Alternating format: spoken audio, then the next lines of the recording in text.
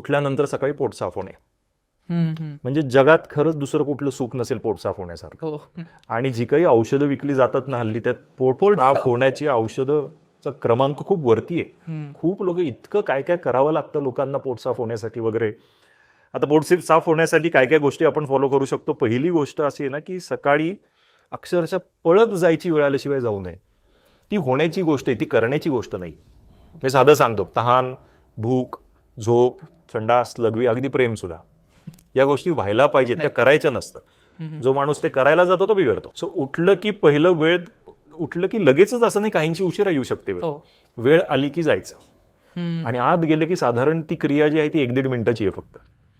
तेवढ्यात बाहेर पण यावं.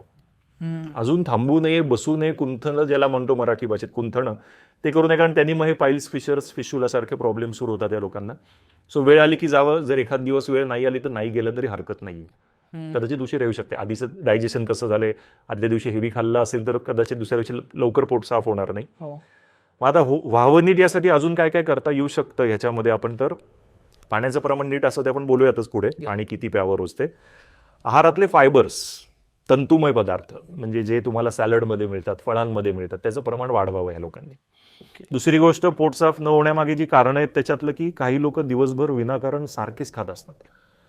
हे चहासोबत काहीतरी सकाळी खातील, मग नाश्ता करतील, परत दुपारी जेवतात, परत 4-5 वाजता चहा नाश्ता होतो, रात्री जेवतात, पुन्हा त्यानंतर काहीतरी डेझर्ट वगैरे खाणं होतं.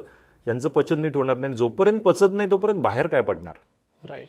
त्यामुळे आहाराचे नियम, तेही आपण आहाराबद्दल जेव्हा बोलू त्यात आहाराच्या नियमात हे समजेल. असं सारखं खाणं बंद करावं लोकांनी. सततचं जे खाणं आहे ते बंद करावं. आहारातले तंतुमय पदार्थामुळे पुन्हा तेच हेल्थ, फिटनेस सगळे असं म्हणून दे गो हँड इन हँड, ते एकत्र चालणाऱ्या गोष्टी. जो माणूस फिटनेससाठी म्हणजे व्यायाम करतो त्याचंही पोट नीट साफ होत असतं.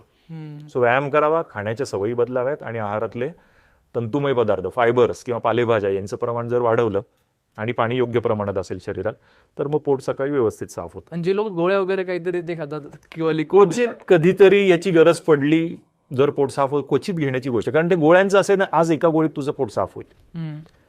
तू सारखीच तुला ती सवय लागली ना की मग ते एकाच्या 2 होतात, 2च्या 4 होतात, मग ती गोळी बाद होते, मग दुसरी काहीतरी स्ट्रॉंग घ्यावी लागते, मग अगदी ते जमालगोटाच्याही गोळ्या मिळतात, ते खावं लागतं. मग व्यसनं मागे लागतात पोट साफ होण्यासाठी, तंबाखू किंवा निकोटीन सारखी या गोष्टी मागे लागतात. कधीतरी घ्यायला ठीक आहे, कधीतरी घ्यावं लागू शकतं, पण रोज करण्याची गोष्ट नाही. तुम्ही लाईफस्टाईल सुधारली, पोट साफ होण्या शेवटी लाईफस्टाईलवर आहे सगळं. राईट. लाईफस्टाईल चांगली असेल तर तुमचं पोट आपोआप साफ होईल, नसेल तर होणं थोडंसं अवघड असतं.